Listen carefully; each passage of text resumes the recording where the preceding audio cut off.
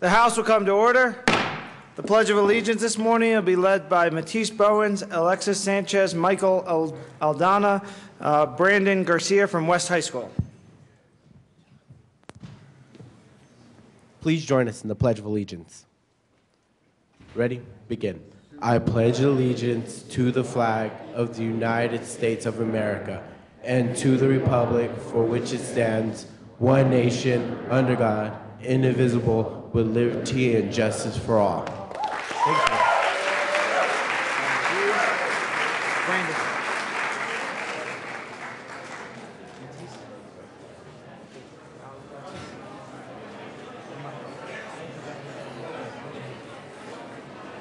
Members, we will now have the singing of, I believe, the Star Spangled Banner from the Excel Institute, a Christian school that was organized in 1983. Mr. Carl Kelly Jr. is the music director for 11 years.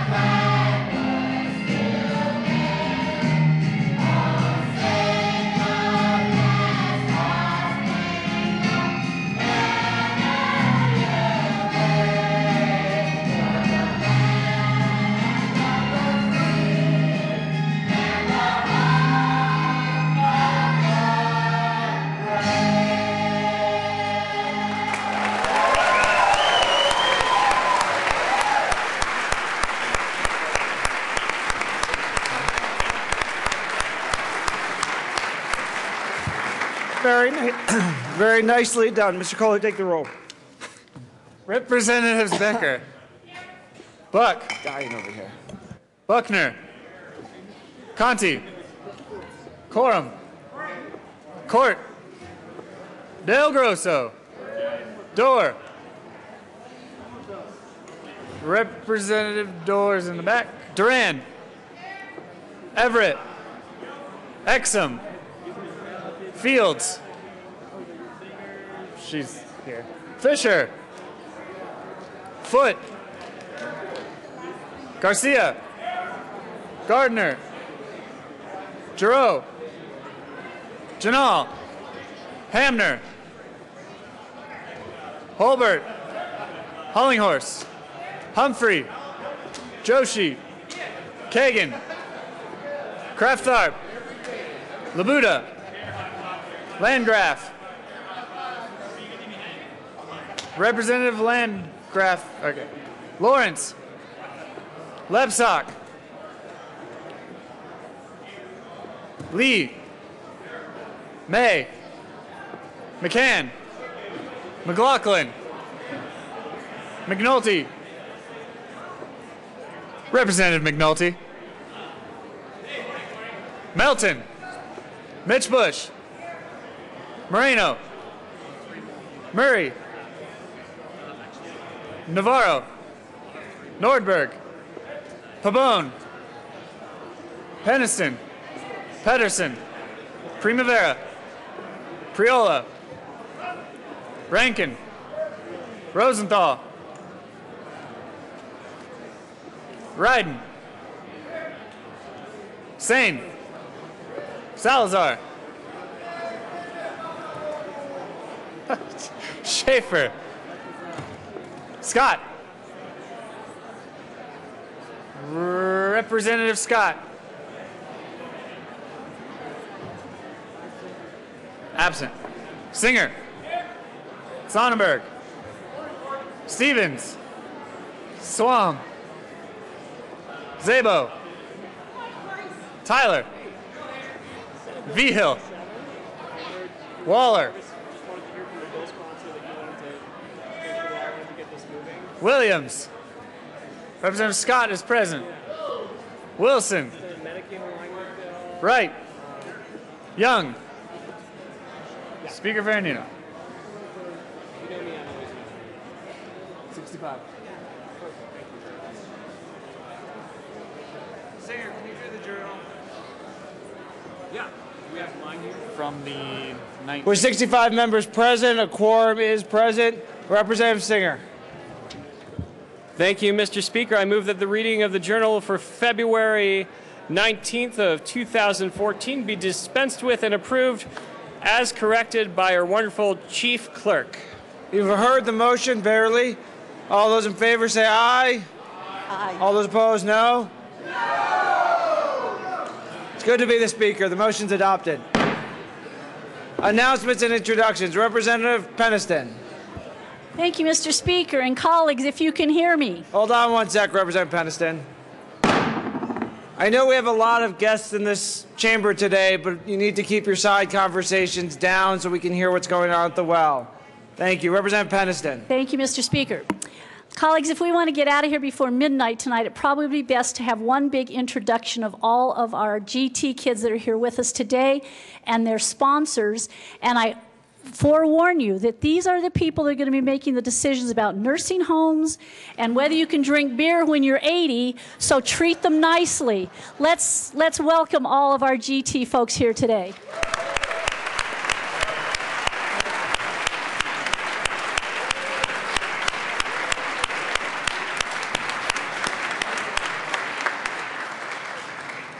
Representative Tyler.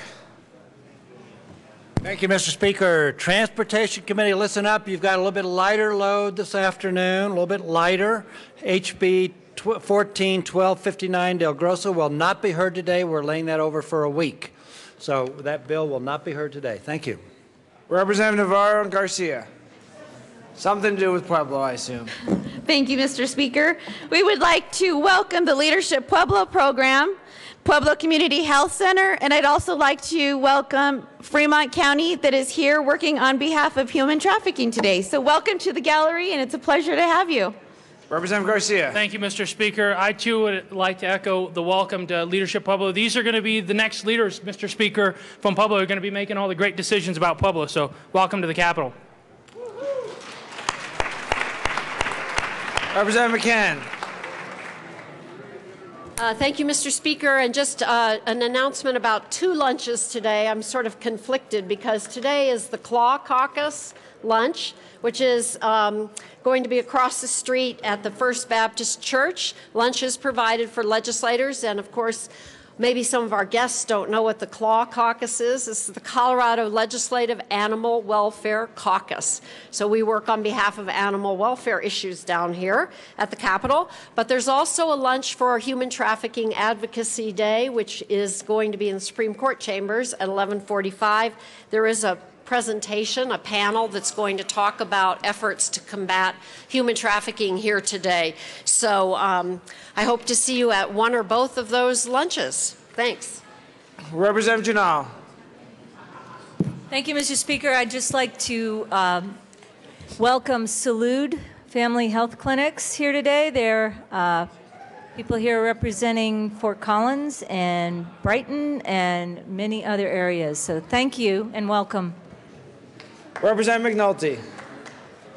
Thank you, Mr. Speaker. Colleagues, we have a group of students from Crest Hill Middle School here today. They came down to help educate on the human trafficking issue and to deliver petitions with 700 signatures from students across Highlands Ranch in support of Representative McCann's bill. So I'll ask the students from Crest Hill Middle School to stand up. Welcome to the state capitol, and thank you for your civic involvement.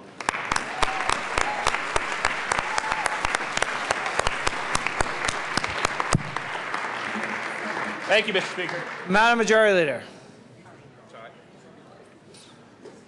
Thank you, Mr. Speaker. And I would like to welcome folks from the Clinica Family Health Services who are here today, too. They do wonderful work in health, serving Boulder, Lafayette, Louisville, Adams County, and many others. So I'd like them to stand and be recognized. Thank you for all you do.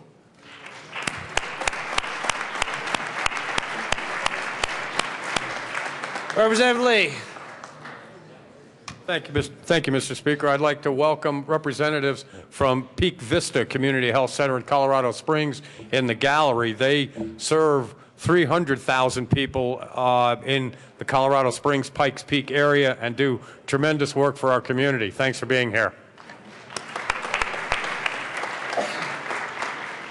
Representative Wilson. Thank you, Mr. Speaker. I just want to remind all my colleagues that today is the first Sportsman's Caucus taking place in room 111 at high noon. We're going to have an old-fashioned picnic there, so legislators and your aides are welcome to come and enjoy the picnic and see what we've got in line for the Sportsman's Caucus. Thank you. Members, I have one announcement. Tonight at 5 p.m. there is a reception for NCSL. I know we use NCSL a lot in our work here. 5 p.m. today at the Brown Palace. Hopefully everyone can join us there to meet a lot of the people we work with at NCSL, who's headquartered in Denver. Other announcements or introductions? Seeing none, we'll proceed to our next order of business. Third reading of bills, final passage. Mr. Kohler, please read the title of the House Bill 1172. House Bill 1172, Representative Lawrence, All Senator Stedman, concerning exempting certain public safety departments and certain statutory requirements related to the impact of criminal conviction on state employment opportunities. Madam Majority Leader. Thank you, Mr. Speaker. I move for the adoption of House Bill 1172 on third reading and final passage. Seeing no discussion, the question for the House is the passage of House Bill 1172 on third reading and final passage. Mr. Kohler, please open the machine and members proceed to vote.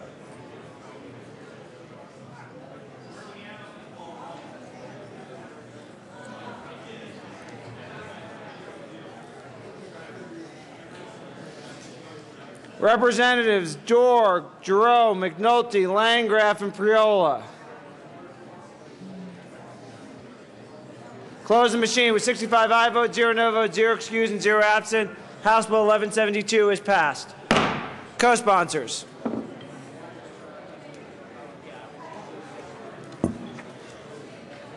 Close the machine. Mr. Kohler, please read the title of House Bill 1229. House Bill 1229, Representatives Kagan and Wright.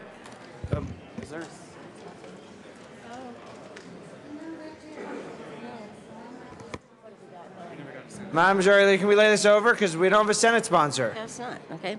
Thank you, Mr. Speaker. I move to lay over House Bill 1229 to the end of the calendar.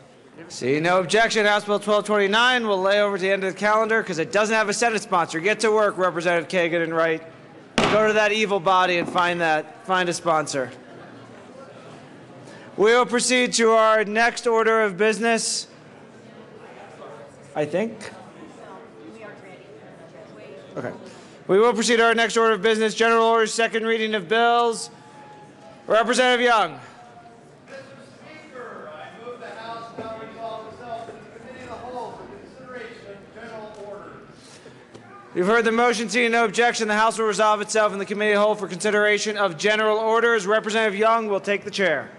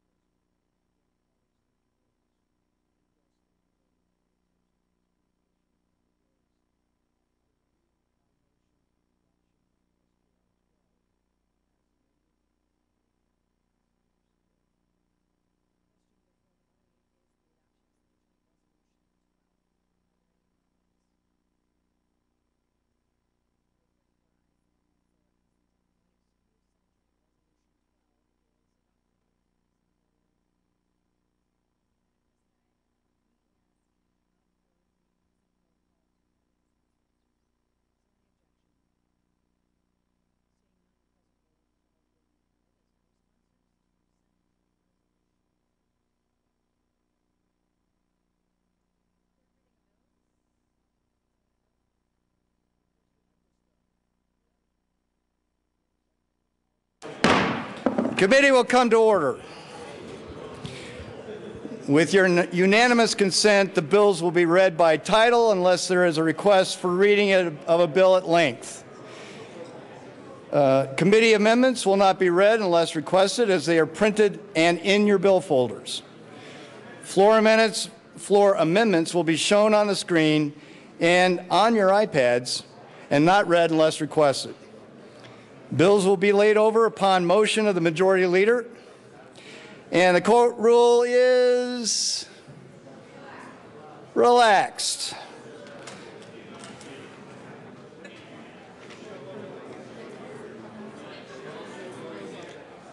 Madam Majority Leader. Thank you, Mr. Chair. I move that House Bill 1108 be laid over to Wednesday, February 26th. Seeing no objection, House Bill 1108 will be laid over until Wednesday, February 26th. Madam Majority Leader. Thank you, Mr. Chair. I also move that House Bill 1142, House Bill 1163, and House Bill 1028 lay over to the end of the second reading calendar in that order. Seeing no objection, those bills will be laid over in that order. Did you?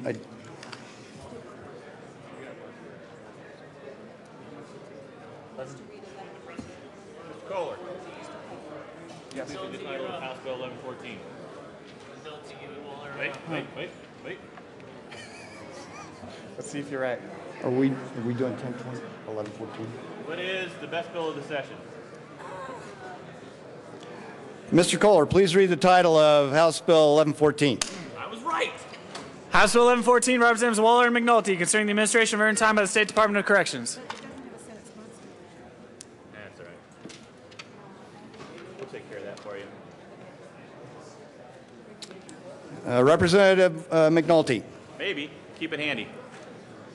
Thank you, Mr. Chairman. I move House Bill 1114 and the Judiciary Committee report. To the Judiciary report. Thank you, Mr. Chairman. Colleagues, House Bill 1114 is legislation that is designed to correct an issue that we have in the Department of Corrections.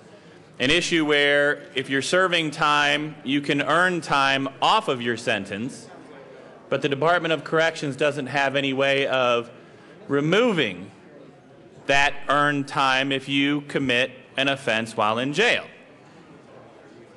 So if you are about to get out early because of earned time and you commit a violent offense against one of your fellow inmates or against a prison guard, the Department of Corrections cannot remove that earned time. This bill corrects that.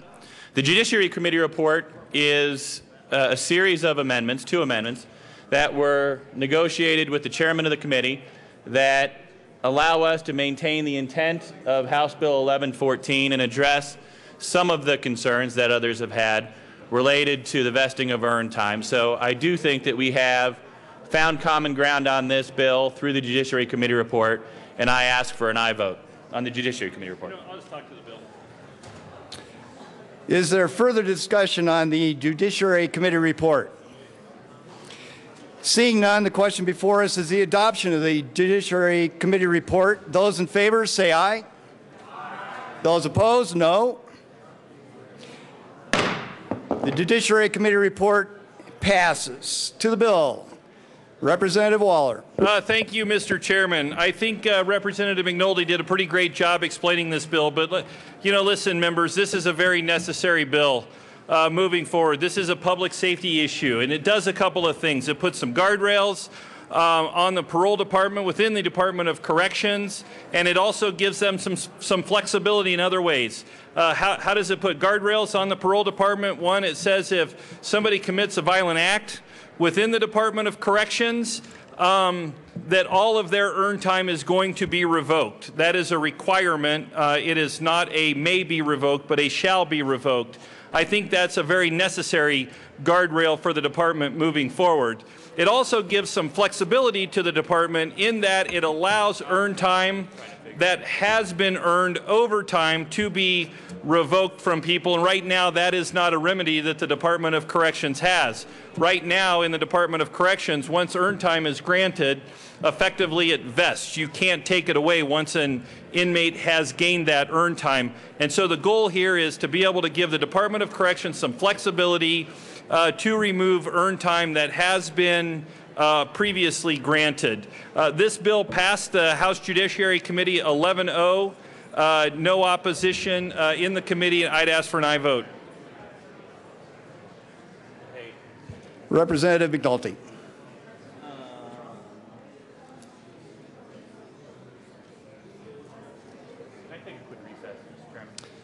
The committee will stand in a brief recess.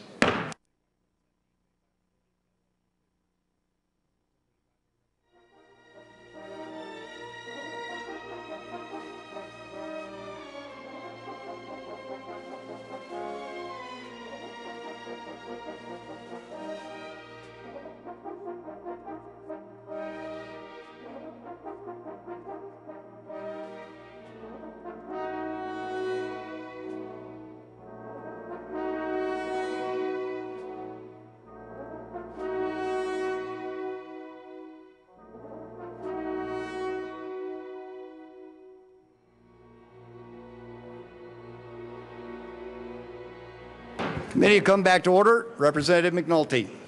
Yeah, that is. Thank you, Mr. Chairman. Colleagues, this bill is a simple question. Should rapists, murderers, those who commit violent assault, be allowed out of prison early? Should they be allowed back on our streets early? The simple question to that is no. But under current law, those men and women who commit those types of violent acts are allowed out on our streets early. And under current law, the Department of Corrections can't do a thing about that. This bill fixes that. Fixes it in two ways. One, allows the flexibility for the Department of Corrections to remove earned time. Going forward, I recognize that we can't fix this going back in time.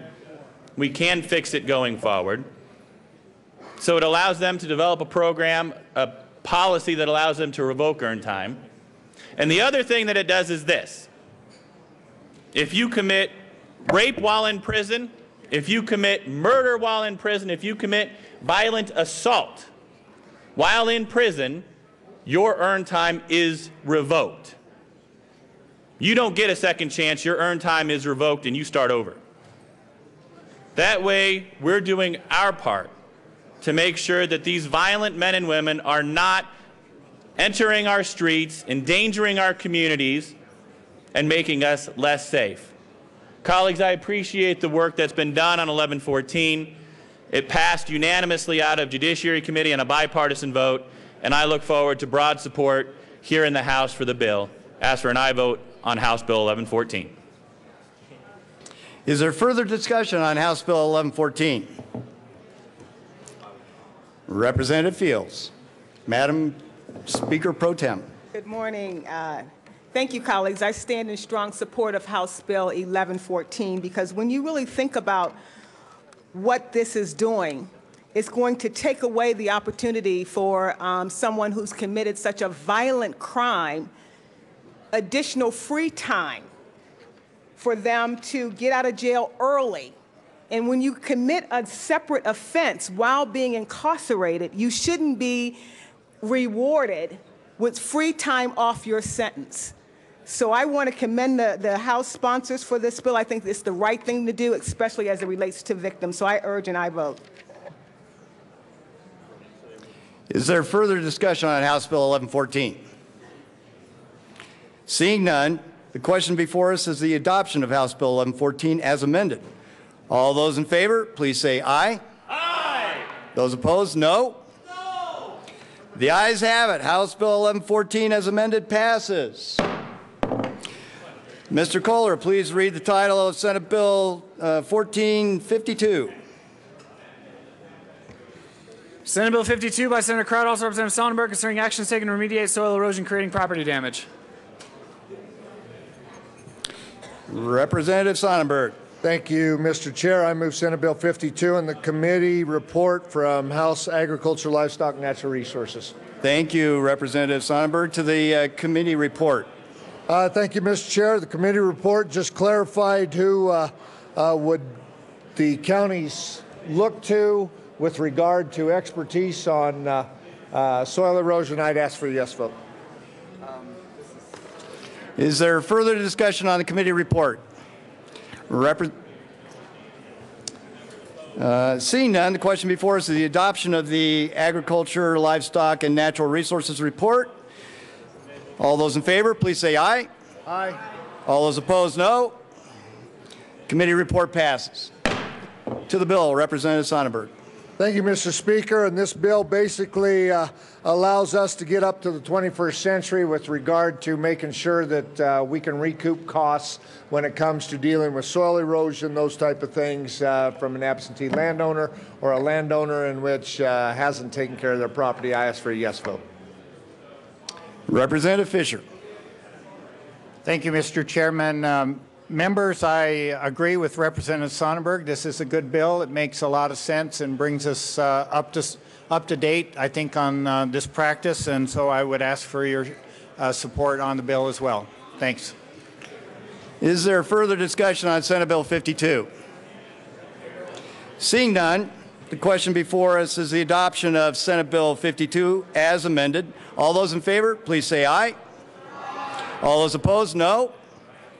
The ayes have it. Senate Bill 52 as amended passes. Mr. Kohler, please read the title of House Bill 1208. House Bill 1208, Representatives Wright and Hamner, also Senator Zendinger, concerning authorizing the Department of Education to recognize administrative units for the purpose of the Exceptional Children's Educational Act groups of school districts that were parties to joint agreement 16 on January 1st, 2011 to provide special education services without forming a Board of Cooperative Services. Representative Wright. Thank you, Mr. Chair. I move House Bill 14-1208, and there is no committee report. Thank you. To the bill, please. Mr. Chair, this is a good bill, a good bipartisan bill, and it's one of those bills that just makes you feel good to be a sponsor of. This bill was actually brought to me by my local school district. Essentially, these multi-district administrative units, there are 3 multi-district administrative units that have been operating for the last 30 years. Sort of an informal agreement that allows these districts, without forming a BOCES and an additional layer of bureaucracy, to provide special education services for our kids in the more rural districts. I have 2 of those rural districts in my House district, and I know that Representative Hamner has one in hers, and then there's also one that's currently operating out in Fort Lupton and the Keensburg Consortium. So this bill is a consensus bill. We have the support of the Colorado Department of Education, of BOCES, of CASB, and it was unanimously supported in House Education Committee, and I would ask for your favorable vote. Representative Hamner. Thank you, Mr. Chair, and thank you, Representative Wright. I've enjoyed carrying this bill with you. And members, just this bill is a result of a legislative audit of the Colorado Department of Education rules. And in order to bring this current practice that is working very well in this part of Colorado and with these district partnerships into compliance, this bill is necessary. So I ask for your support of House Bill 1208. Is there further discussion of House Bill 1208? Seeing none, the question before us is the passage of House Bill 1208. All those in favor, please signify by saying aye. Those opposed, no. House Bill 1208 passes. Mr. Kohler, please read the title of House Bill 1224. House Bill 1224, Representative Gardner, also Senator Herpin, concerning a set-aside goal in the state procurement for service-disabled veterans-owned small businesses. Representative Gardner. Thank you, Mr. Chair. Mr. Chair, I move House Bill 1224 and the report of the Committee on State Veterans and Military Affairs. Thank you. To the State Veterans and Military Affairs report, please. Thank you, Mr. Chairman. Members, the bill is a set-aside goal in state procurement for service-disabled veteran small businesses. What the committee did in the committee report was to make some refinements on the bill that were done at the request of the Department of Personnel and Administration, the Procurement Division, in order to make the goals more workable, to administer them. There's also a change here to have the report on the bill, or report of how we're reaching the goals, go to the State Board of Veterans Affairs as well as the Department of Military and Veterans Affairs. So that is the committee report. I ask for an aye vote. Is there further discussion on the committee report? Seeing none, the question before us is the adoption of the State Veterans and Military Affairs Report. All those in favor, please signify by saying aye. Aye. Those opposed, no. Committee report passes. To the bill, Representative Gardner. Thank you, Mr. Chair. Members, this bill establishes a goal that in awarding contracts that are subject to our state procurement code, that overall the state would try to reach a goal of 3% by a dollar value for businesses that are owned and controlled by service-disabled veterans. Our service-disabled veterans have made sacrifices that are nearly unimaginable to all of us as they return to Colorado. Excuse me, Representative Gardner. Members, side conversations need to be toned down a bit. I see some representatives telling me even in the front row they cannot hear. Please continue, Representative Gardner. Thank you, Mr. Chair. As I was saying, members, this sets a goal for procurement with small business concerns that are owned by service-disabled veterans, not only owned but controlled by them. These citizens of Colorado are returning, in many cases, from Iraq and Afghanistan, starting businesses, and this creates, again, a goal, not a set-aside, actually, but a goal for the state to procure, by contract dollars, up to 3% of our contract dollars with these small businesses. And so I would ask for an aye vote. Representative Labuda. Thank you, Mr. Chair. Members, for those of you who don't survive a bill out of state affairs, I want you to know that this one came out almost unanimously. It's a good bill. I urge a yes vote. Representative Salazar. Thank you, Mr. Chair. You know, and oftentimes a bill will come up that you have to sit and ask yourself that question. It's about time. Why hasn't this been done in the past? And I thank Representative Gardner for bringing this bill. It's not a set-aside. It creates goals in order to reach for our service veterans. And I thank you for bringing this bill, Representative Gardner. And I ask my colleagues for a yes vote on this bill. Is there further discussion of House Bill 1224? Seeing none, the question before us is the adoption of House Bill 1224 as amended. All those in favor, please signify by saying aye. Aye. Those opposed, no. House Bill 1224 passes. Madam Majority Leader. Thank you, Mr. Chair. I move the committee rise and report.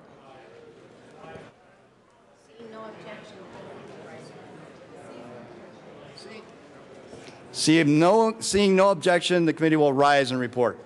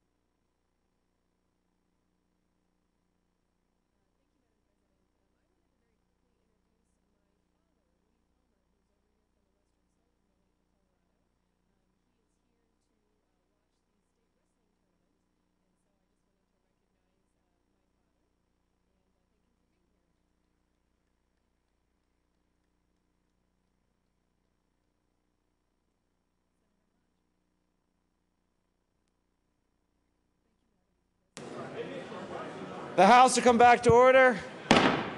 Mr. Kohler, please read the report of the Committee of the Whole. Mr. Speaker, Committee of the Whole begs leave to report under consideration the following attached bills being second reading and makes following recommendations thereon. House Bills 1114 amended, 1208, 1224 amended, passed on second reading in order, gross placed on the counter for third and final passage. Senate Bill 52 amended, passed on second reading in order, revised, placed on the counter for third and final passage. Representative Young. Speaker, I move the House adopt the report of the Committee of the Whole. You've heard the motion. There are no amendments at the desk, I'm pretty sure. Yep. Mr. Kohler, please open the machine and members proceed to vote on adoption of the report of the Committee of the Whole.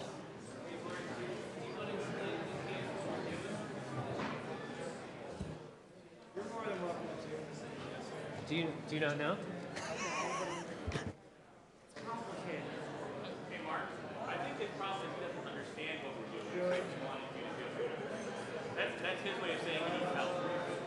So for the guests who are here, what we're voting on right now is to approve the work that we just did, to say we did what we did.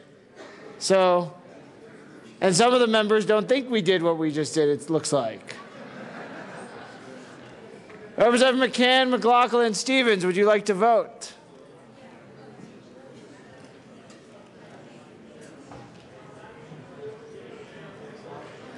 Representative McCann and McLaughlin.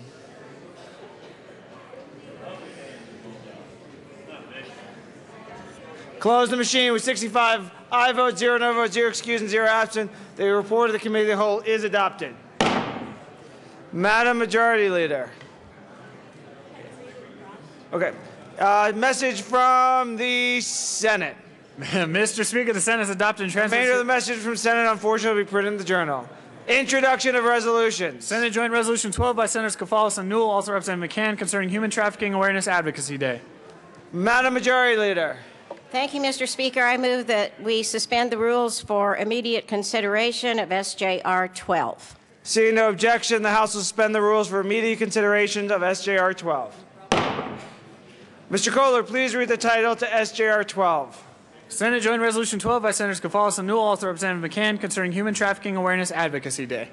Representative McCann. Thank you, Mr. Speaker. I move Senate Joint Resolution 14-012 and ask that it be read in its entirety.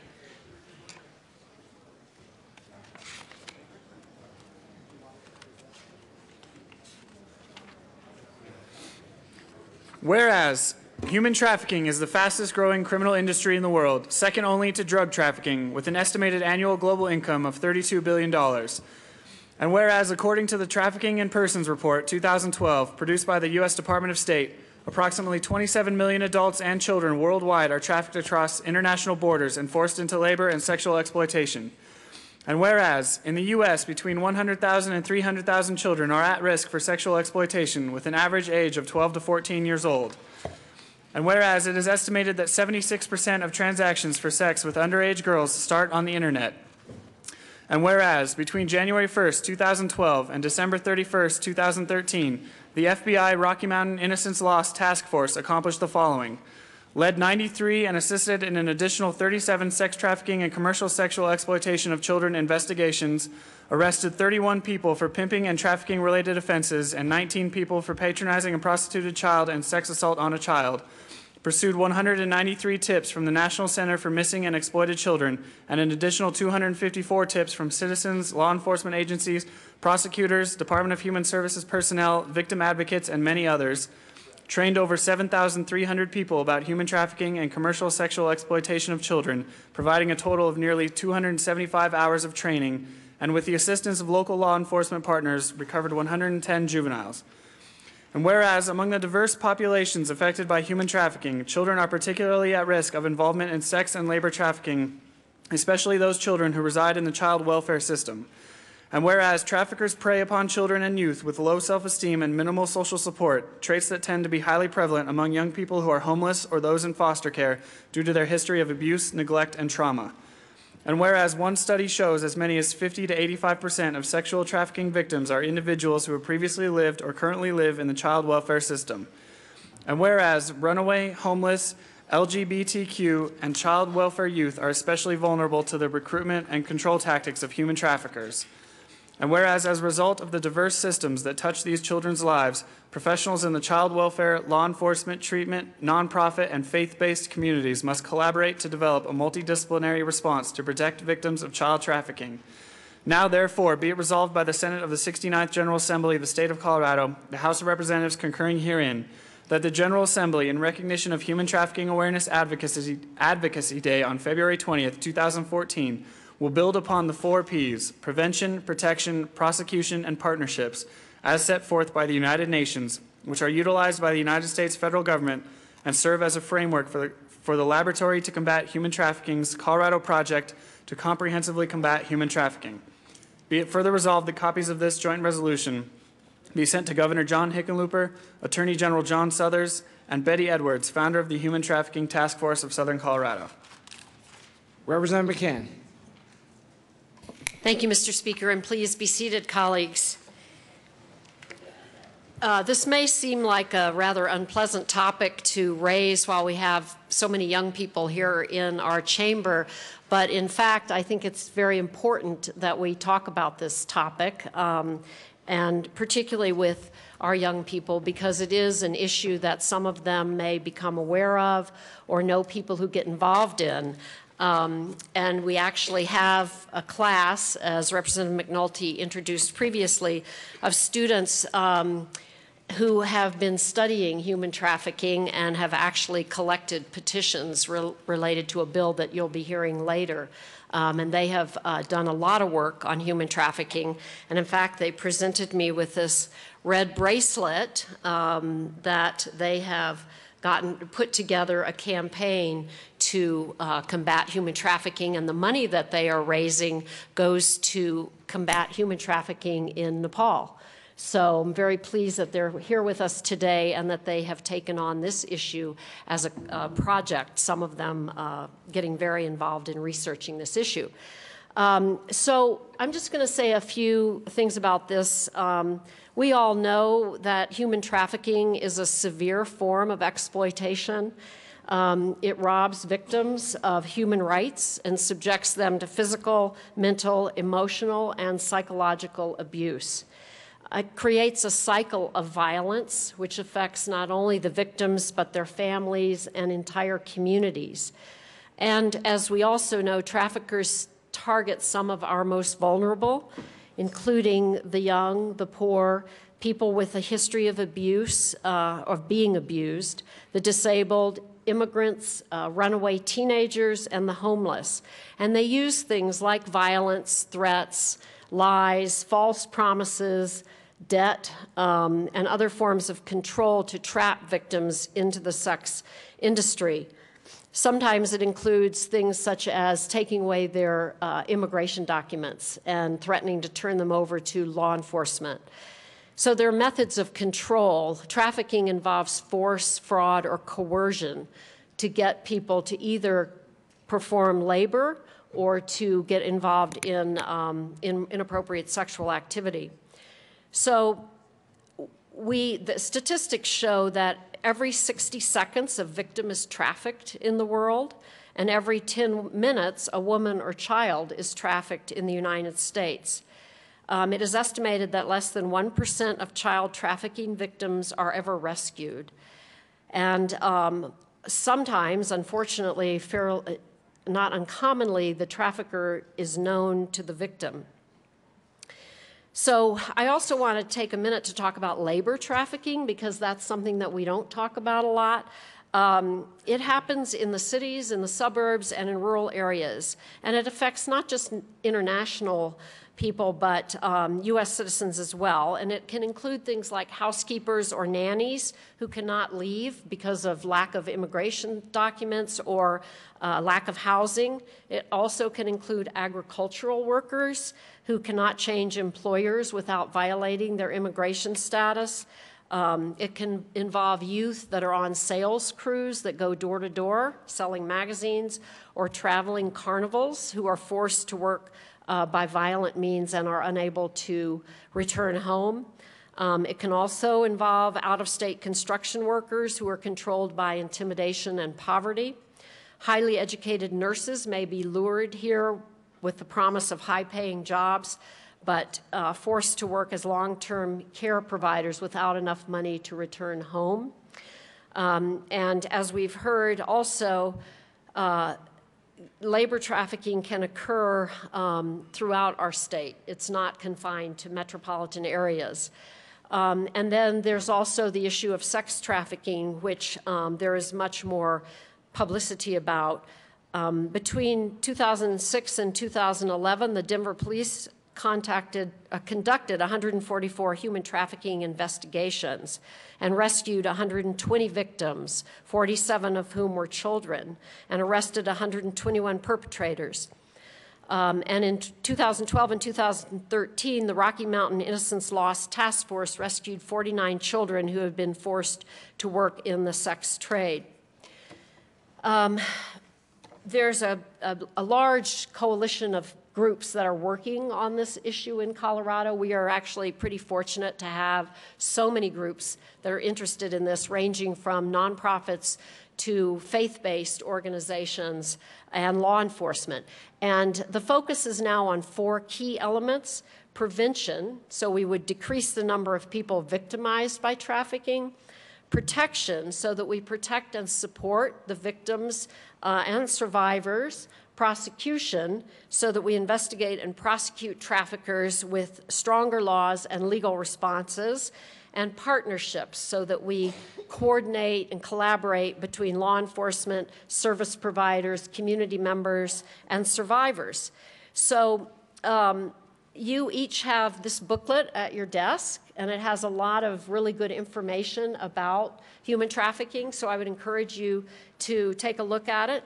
And those of you who've been here for a while have heard my story before, but I'm going to repeat it one more time, just because this is why I got interested in this issue. When I worked as a deputy district attorney in Denver, I was assigned a case, and the case was a pimping case, and it involved a 13-year-old girl who was homeless because she had been abused in her home.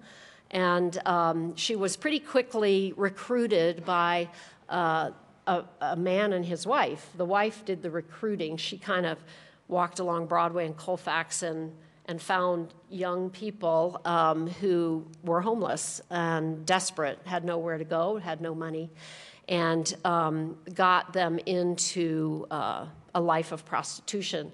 So I was pretty naive and didn't really realize the kind of thing that went on our streets here in Denver. And so I took the case and went to trial. I was one of the few DAs who would take a case like that to trial because they're very, very hard to win. And in fact, we did not win the case. The defense attorney was very skilled, and the witness, as is often the case with these kinds of cases, was not a very good witness because she was terrified. And also there's an emotional component between the victim and the trafficker or the pimp. And so they're tough cases, but I'm really encouraged by what's going on in Colorado now. There's much more interest in this area, much more commitment, and I'm hoping that as you will be hearing a bill on this shortly, but as we strengthen our laws and get more attention and get more service providers involved, that we really will make some tremendous inroads into this just horrific crime. So I do encourage you to take a look at this, and the young people that are here, I hope you never, ever, ever have to hear any more about this, but be sensitive to your friends and other people that you know who are young, who may end up in these kinds of situations, and just be aware that that it's out there. So I really appreciate your support on this resolution and ask for you to support the resolution today. Thank you. Representative Stevens. Thank you, Mr. Speaker, and thank you, Representative McCann. And I, too, rise in support of Senate Joint Resolution 12 and have have really been privileged in the last number of years to be part of this day. I was actually kind of like Rep. McCann, not a DA, but was called as a rep from someone in my district who was with a faith-based outreach program for women who were being trafficked. And this young man said to me, "Have you ever heard of," and he named off a bunch of sites. And I said, "No, I've not." And so he had a computer with him, and he pulled them up, and he said, "The odds of most of these people being trafficked is very huge." And I really was stunned because of the age of the women that I was seeing. And it really shocked me because I think actually today with youth in the audience, this is exactly the day we should be talking about this. Because depressed, run away, abused, there's any number of reasons that kids run away or leave their home. And then they find themselves in a position of being homeless and actually very vulnerable. And that's when people who pimp or who sell or who get into human trafficking, this is when it happens. And so I, too, last year, I went to a briefing on this about how do you address and how do you bring to trial the people who traffic other human beings in this area. And folks, it's just larger than you and I can imagine. DIA is a point where people traffic through. We have borders where people bring people in vans, as we talked about labor. This is a really big issue. And it's an issue that you and I could just go through every day and not be observant. And thank goodness for people who have been observant. For example, of workers who have come to someone's home, as we said, against their will, nurses, let's say, who were brought over from overseas and told you'll work in a hospital, and the next thing they know, they're in a very small long-term care facility where they're watched and there is no way that they can get out of it. It's very, very disheartening. I want to applaud the people that are here today, and I know we will later, but the people over here to my right who are dealing particularly in this issue, Tamara Farah, who set up this day as legislative awareness, I want to thank her because I have to say that it is gaining strength in Colorado. I also want to thank the Attorney General and the FBI because the women within those offices have really taken a lead to start prosecuting and getting rid of this. And they are vigilant. And they are, I have to tell you, they're never ending on this. And those are the kind of people we need. Bravo to them and thank them. It's many, many, many hours of work. It's hard and sometimes very thankless. So again, Rep. McCann, thanks for bringing this bill forward. Thank all of you today who are engaged in this. Thank the people that are here who really dedicate their lives to this. And certainly I rise in support of this resolution. Representative Joshi. Thank you, Mr. Speaker. And colleagues, I rise in support of this resolution, SJR 14-012. And I want to thank Representative McCain for bringing this resolution. Even though many of us don't see all this is going on, a couple of years ago, I had opportunity to go visit the border between Arizona and Mexico. And what we saw was quite heart-wrenching. We didn't run into anybody actually being trafficked at that time, but we saw what they had left after everybody moves through the border and comes to United States. All kind of clothings, and I think I mentioned that some of the time they just sexually assault these people and hang up their pantyhose on the trees just to show it. It's just a heart-wrenching what goes on over there.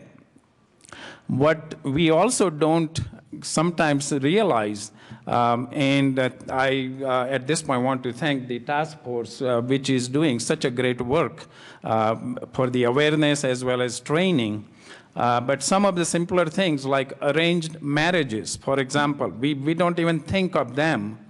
That's like a human trafficking, but it's happening. We also see in the people that we are brought here or in other parts of the world for the work. And then their passports are taken away so they can't leave the country. And then they are pretty much put into bonded labor.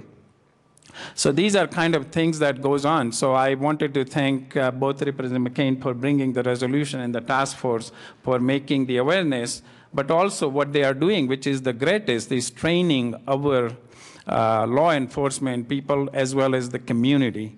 And I think that is going to make the biggest difference when that happens, and more of these people will be prosecuted who are doing it to innocent people. So I ask for your support on this resolution. Thank you. Mr. Assistant Majority Leader. Thank you, Mr. Speaker and colleagues. I rise in strong support of Senate Joint Resolution 12 and want to thank Representative McCann for bringing this, as well as the other co-sponsors. You know, this is an issue that we should take the time out of our busy legislative schedules to focus on, if for just a few minutes today, but every day, really. And the one thing I want to focus on in my remarks is the 4 Ps that the Laboratory to Combat Human Trafficking shares with us. And those 4 Ps are prevention, protection, prosecution, and partnership. And when we talk about prevention, we talk about that we should work every day to decrease the number of people trafficked. When we talk about protection, we should increase protection to support victims and survivors. When we talk about prosecution, we need to talk about the investigation and prosecution of traffickers, strengthening our laws, and want to thank Representative McCann and others for bringing the bill they're bringing this session, and the legal responses to that. And then finally, and I think this is where we can really get involved, is the partnership, where we bring together diverse experiences, amplify our message, and leverage resources of law enforcement, service providers, community members, and survivors. And we as legislators and as citizens and even young people in this chamber can get involved in this important cause by using our time, talent, and treasure to ensure that the future of Colorado, and many of these victims, as you've heard, are children. Many of them are, and again, to the kids in the room today, are people that look like you and go to school with you, but didn't have the same opportunities as you necessarily. And we want to make sure that every child has an opportunity in our society to get a good education and learn and lead and come to the Capitol. But these are the folks that need our help the most. So I ask you to support this resolution, to get involved, and let's try to end human trafficking in our lifetime. Thank you. Representative Sain.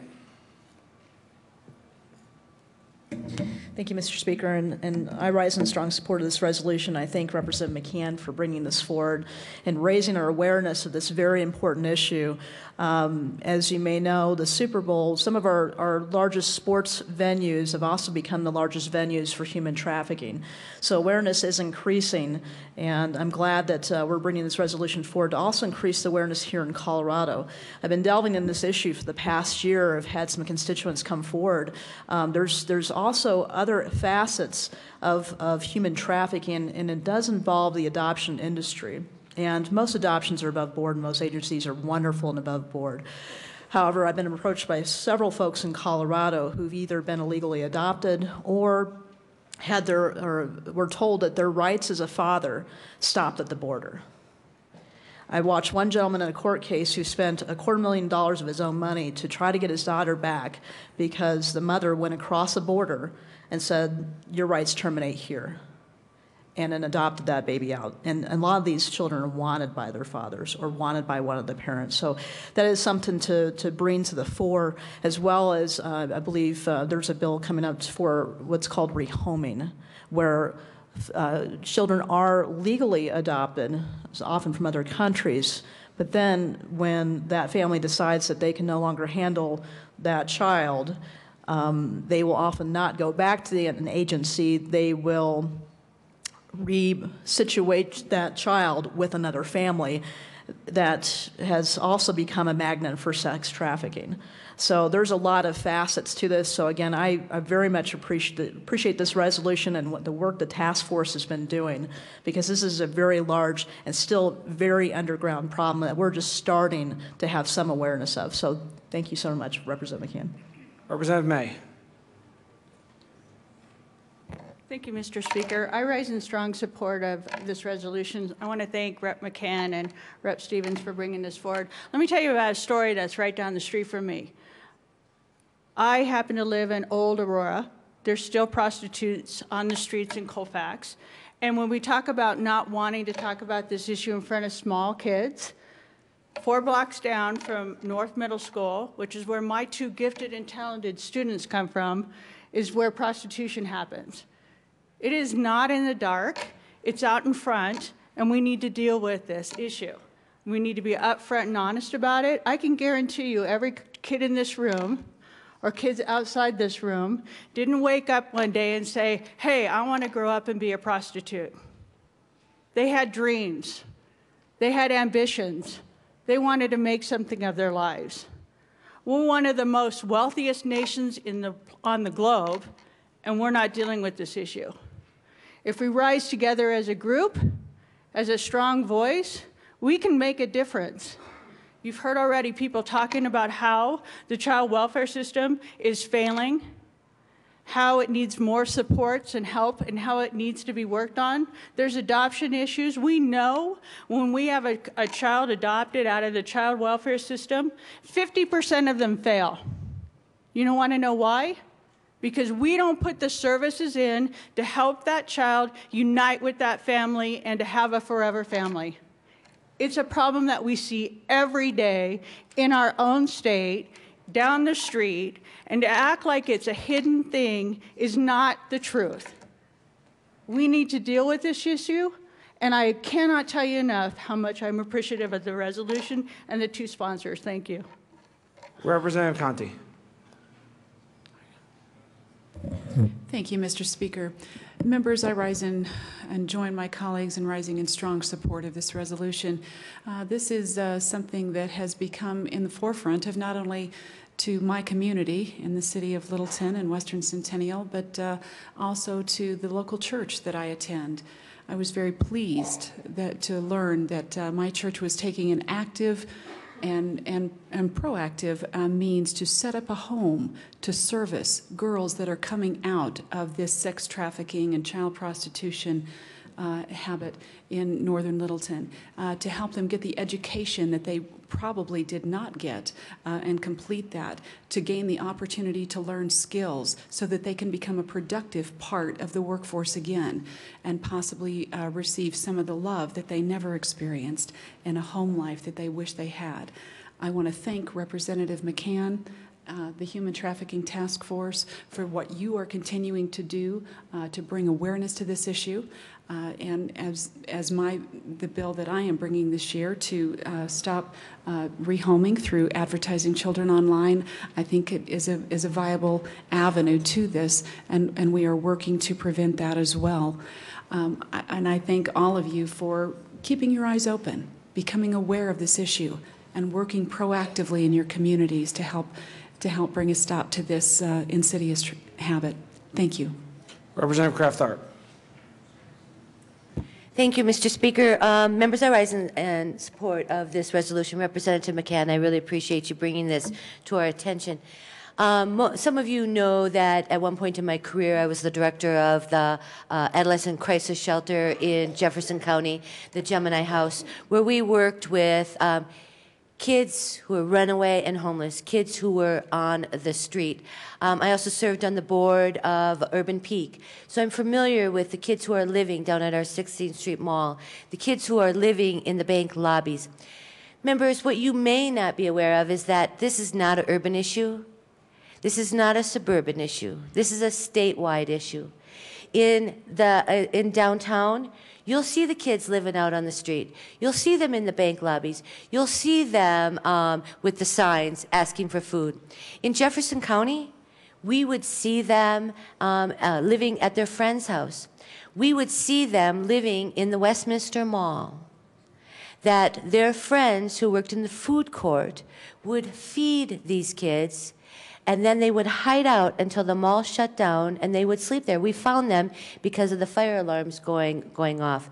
That was the suburban kids who were homeless, the suburban kids who were on the run. The rural areas, in the rural areas, we called them the road kids. These are kids who are finding friends, finding couches to sleep on. But this is a statewide issue. And I agree with Representative May. We need to support our services, our supportive services, to be able to help prevent this. But members, we also need to strongly support our private sector. That we have a strong private sector of organizations that are working with our kids, working to prevent, working to help kids, to get them off the streets, to get them out of those risky, vulnerable, terrible situations. And we need to support our private sector also. Thank you, Representative McCann. This is important. Thank you. Representative Hurlbert. Thank you, Mr. Speaker. Representative McCann, thank you for bringing this resolution again. Each year when we discuss this resolution, I'm reminded of William Wilberforce, who worked for decades to end slavery in Great Britain, in the UK. What an incredible story that is. But I admit I was with Representative Joshi on the tour a few years ago down to our southern border, and we were standing on a hilltop in Nogales, Arizona, looking across the border into Mexico. And the owner of the ranch where we were asked, "Do you understand the difference between human smuggling and human trafficking?" And I had to admit, at that point, I didn't. I thought that both meant large numbers of people trying to come into our country because they wanted to be here. And that's human smuggling. But the rancher explained to us on that searing hot day, standing out there on that hillside, what human trafficking meant. He asked us if we understood the cost that people in this country will pay to buy a person from an Asian country or some third world country. A place where a family would sell a son or daughter because they are so desperate for money and take that payment and send a son or child into slavery here in the United States of America. We have our own history with that horrid subject. We fought a tremendous war over that and states' rights, and won't go down that road, but do we understand as a body, do we understand as a state and a nation that slavery is alive and well in our nation? And that is entirely unacceptable. That morning I became aware of an issue that we have to work together to end. Have no mercy on people who would traffic sons and daughters, human beings, put them in indentured service to have to work for 10, 15 years to earn their freedom in this illegitimate way. Or, as we've heard, place children, young children, in slavery, bondage, the sex trafficking discussion. That Representative McCann, thank you so much for that story and your experience right here in Denver with that. It is a searing, painful truth that relates or exists, continues to exist here in Colorado and in this nation. I'll always be thankful for that morning in Nogales, New Mexico, because I learned something that morning, and I hope that we all take away lessons from this discussion this morning. Representative McCann, Representative Stevens, thank you again for bringing this resolution. And whatever we can do to end this in Colorado and our nation, count me in. Thank you. I ask for an aye vote. Representative Wilson. Thank you, Mr. Speaker, and I too rise in support of this resolution and thank the sponsors for bringing it. I would take a little bit different approach, colleagues. What are you going to do about it? What are you going to do about it? We hear these resolutions multiple times, but what are we going to do about it? I would challenge you to get to know the people that work with this program to do away with trafficking. A couple of my constituents are over here. I've seen them grow as they got involved with this. And I would add 2 P's to that: passion and perseverance. Because they see what we're talking about. They see what this resolution deals with. And the more they delve into it, the more passionate they become, and the more dedicated they become to the perseverance to actually do something about it. So my challenge to you, colleagues, is tomorrow we may hear another resolution. We'll hear multiple resolutions this year. How many of them deal with this valuable commodity of life that we're talking about? And will we be willing to have that kind of passion and perseverance that these folks have that work with this, that are dedicated to doing away with it? That's our challenge today, folks. And I urge an aye vote. Thank you. Representative Singer.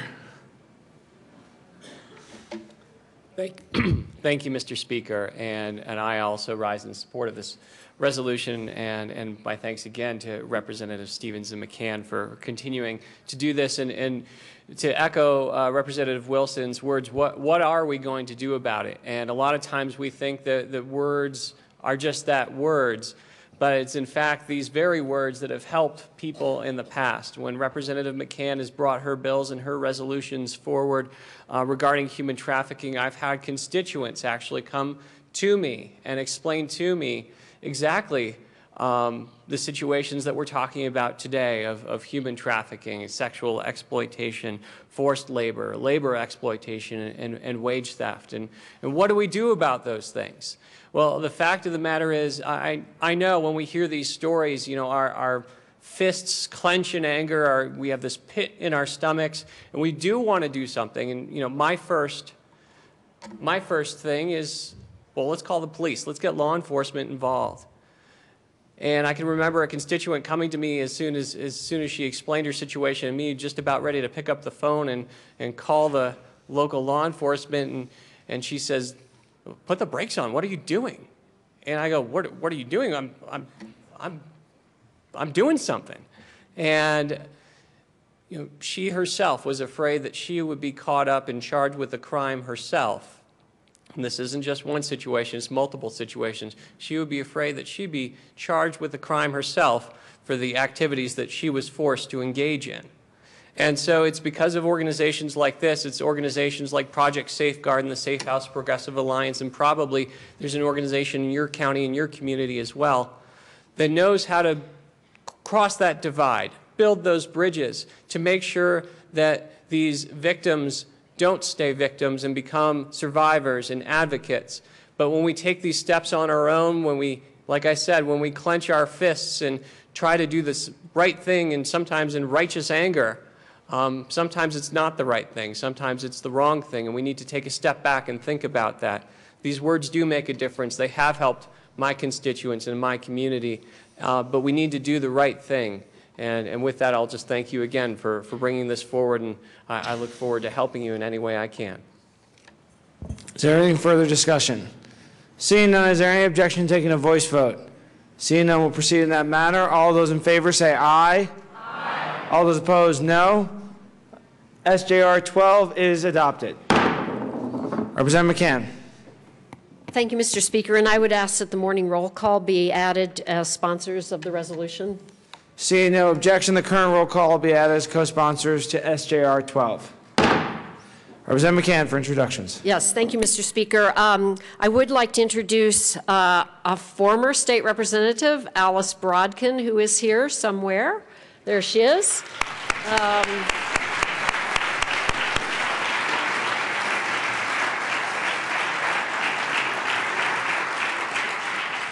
Alice has been a champion of this issue, and actually, I think, was key in getting the first human trafficking legislation passed back in 2006, so we really appreciate that. And Tamara Farah is here somewhere, I hope. She helped organize this day today. She may still be out.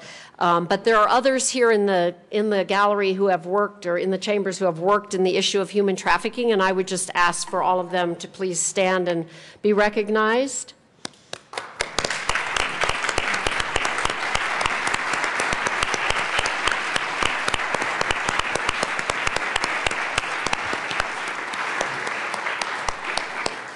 Some of them are up in the gallery. Thank you all so much for the work that you do. It is with passion, as Representative Wilson said, and perseverance. And I know this is tough work, and sometimes it doesn't feel like you're making much progress, but it's people like you who are dedicated that really put your heart and soul into this.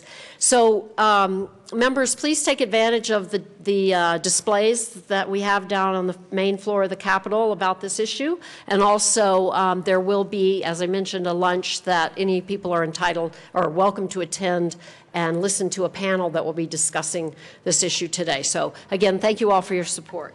Thank you, Representative McCann. Announcements and introductions. The announcements are seeing none. Okay. Representative, who's going to get here first? Singer beat you out. Representative Singer. Photo finish, Mr. Speaker. Thank you, Mr. Speaker. Just a reminder, House Local Government, as soon as the gavel goes down and we are adjourned here, we will see you in 10 minutes in room 107. Representative Tyler.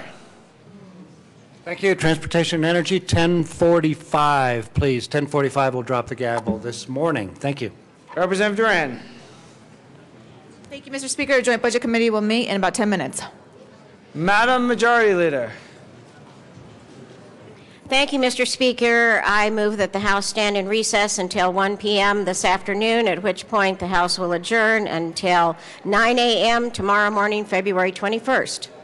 Seeing no objection, have fun in committees this morning, this afternoon. The House will stand in recess till 1 p.m.